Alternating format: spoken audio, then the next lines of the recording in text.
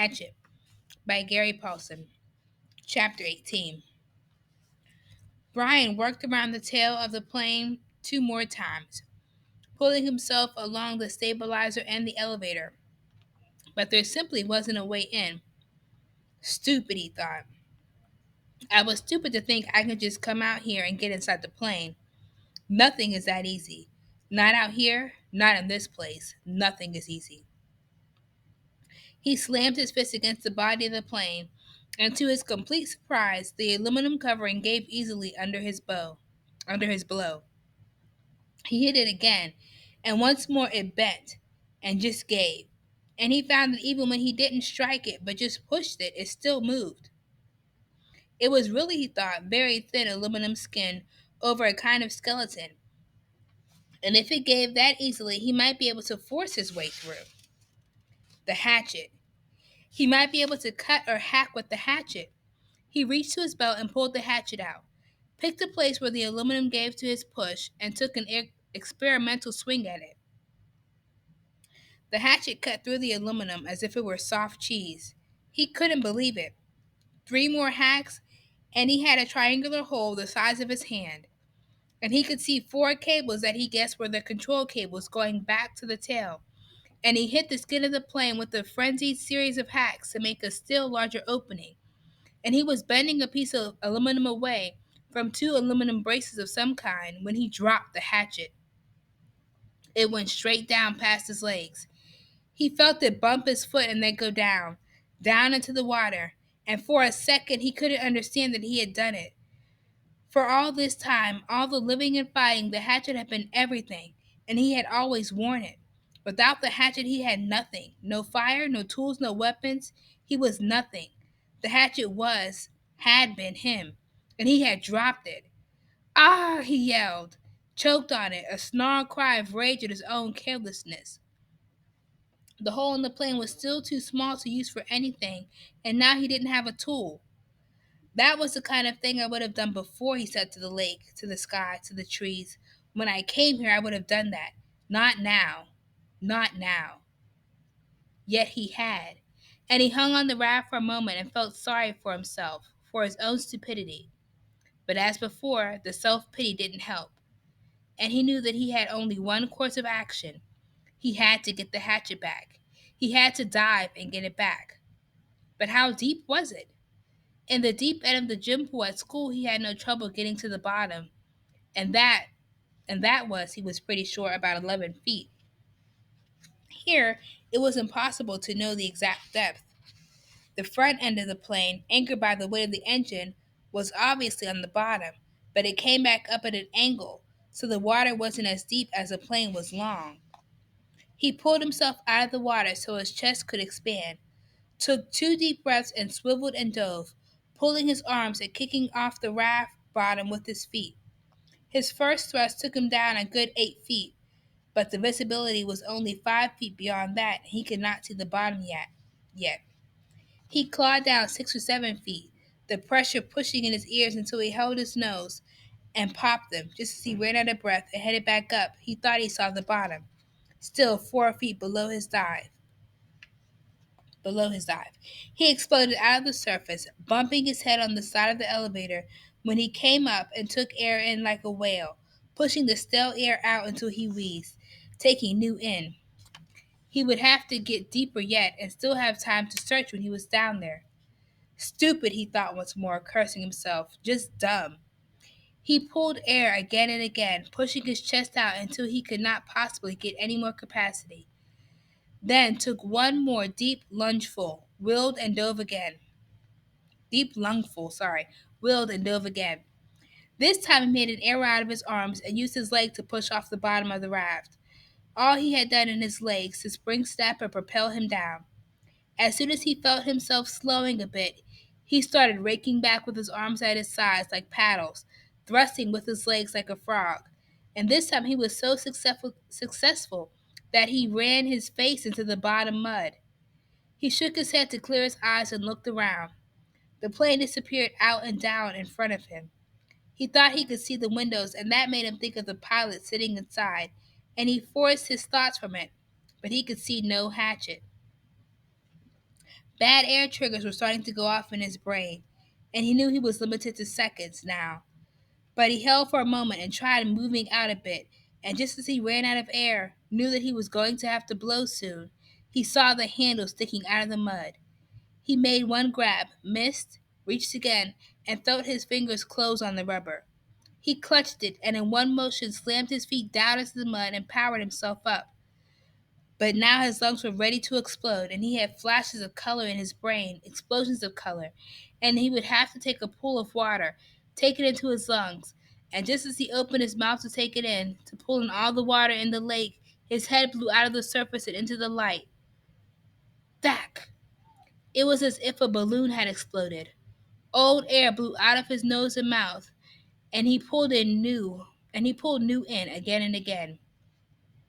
He reached for the side of the raft and hung there, just breathing, until he could think once more, the hatchet clutched and shining in his right hand. All right, the plane. Still the plane. He went back to the hole in the fuselage and began to chop and cut again, pulling the aluminum skin off in pieces. It was slow going because he was careful, very careful with the hatchet. But he hacked and pulled it until he had opened a hole large enough to pull his head and shoulders in, and look down into the water. It was very dark inside the fuselage, and he could see nothing, certainly no sign of the survival pack. There were some small pieces and bits of paper floating on the surface inside the plane. Dirt from the floor of the plane had floated up, but nothing substantial. Well, he thought, did you expect it to be easy? So easy that way? Just open her up and get the pack, right? He would have to open it more, much more, so he could poke down inside and see what he could find. The survival pack had been a zippered nylon bag, or perhaps canvas of some kind, and he thought it had been red, or was it gray? Well, that didn't matter. It might have been moved when the plane crashed, and it might be jammed down under something else.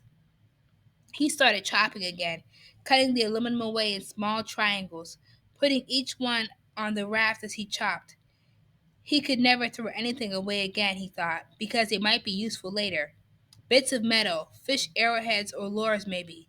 And when he finally finished again, he had cleaned away the whole side and top of the fuselage that stuck out of the water, had cut down into the water as far as he could reach, and had a hole almost as big as he was, except that it was crossed and crisscrossed with aluminum, or it might be steel, he couldn't tell, braces and formers and cables. It was an awful tangled mess. But after chopping some braces away, there was room for him to wiggle through and get inside. He held back for a moment, uncomfortable with the thought of getting inside the plane. What if the tail settled back to the bottom and he got caught and couldn't get out? It was a horrible thought. But then he reconsidered. The thing had been up now for 2 days, plus a bit, and he had been hammering and climbing on it and it hadn't gone back down. It seemed pretty solid. He eeled in through the cables and formers, wiggling and pulling until he was inside the tail with his head clear of the surface of the water and his legs down on the angled floor.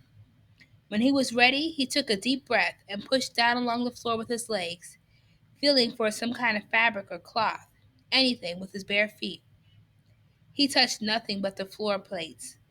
Up, a new breath.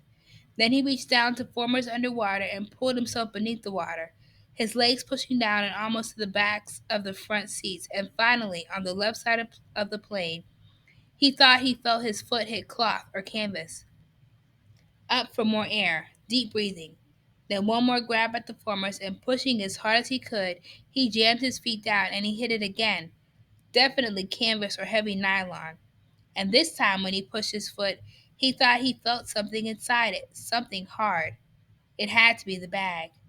Driven forward by the crash, it was jammed into the backs of the seats and caught on something.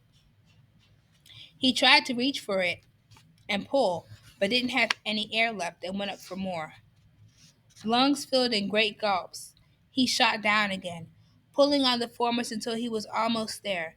Then wheeling down head first, he grabbed at the cloth. It was a survival bag. He pulled and tore at it to loosen it, and just as it broke free, his heart leaped to feel it rise. He looked up above the bag. In the light coming through the window, the pale green light from the water, he saw the pilot's head. Only it wasn't the pilot's head any longer. The fish. He never really thought of it, but the fish. The fish he had been eating all this time had to eat too. They had been at the pilot all this time, almost 2 months, nibbling and chewing, and all that remained was the not quite clean skull. And when he looked up, it wobbled loosely. Too much, too much. His mind screamed in horror, and he slammed back and was sick in the water. So sick that he choked on it and tried to breathe water and could have ended there, ended with the pilot where it almost ended when they first arrived, except that his legs jerked. It was instinctive, fear more than anything else, fear of what he had seen. But they jerked and pushed, and he was headed up when they jerked, and he shot to the surface, still inside the birdcage of formers and cables. His head slammed into a bracket as he cleared, and reached up to grab it and was free in the air, hanging up in the tail. He hung that way for several minutes, choking and heaving and gasping for air, fighting to clear the picture of the pilot from his mind. It went slowly. He knew it would never completely leave, but he looked to the shore, and there were trees and birds. The sun was getting low and golden over his shelter, and when he stopped coughing, he could hear the gentle sounds of evening, the peace sounds, the bird sounds, and the breeze in the trees. The peace finally came to him, and he settled his breathing. He was still a long way from being finished. He had a lot of work to do. The bag was floating next to him, but he had to get it out of the plane and onto the raft and then back to shore. He wiggled out through the formers. It seemed harder than when he came in, and pulled the raft around. The bag fought him. It was almost as if it didn't want to leave the plane. He pulled and jerked, and it still wouldn't fit. And at last he had to change the shape of it, rearranging what was inside by pushing and pulling at the sides until he had narrowed it and made it longer. Even when it finally came, it was difficult, and he had to pull first at one side, then another, an inch at a time, squeezing it through. All of this took some time, and when he finally got the bag out and tied on top of the raft, it was nearly dark. He was bone tired from working in the water all day, chill deep, and he still had to push the raft to the shore. Many times he thought he would not make it. With the added weight of the bag, which seemed to get heavier by the foot, coupled with the fact that he was getting weaker all the time, the raft seemed barely to move. He kicked and pulled and pushed, taking the shortest way straight back to shore, hanging to rest many times, then surging again and again. It seemed to take forever, when at last his feet hit bottom, and he could push against the mud and slide the raft into the shore weeds to bump against the bank. He was so weak he couldn't stand, had to crawl. So tired he didn't even notice the mosquitoes that tore at him like a gray, angry cloud. He had done it. That's all he could think now. He had done it. He turned and sat on the bank with his legs in the water and pulled the bag ashore and began the long drag. He couldn't lift it back down the shoreline to his shelter. 2 hours, almost three, he dragged and stumbled in the dark, brushing the mosquitoes away, sometimes on his feet, more often on his knees.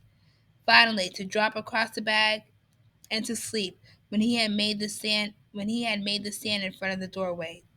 He had done it.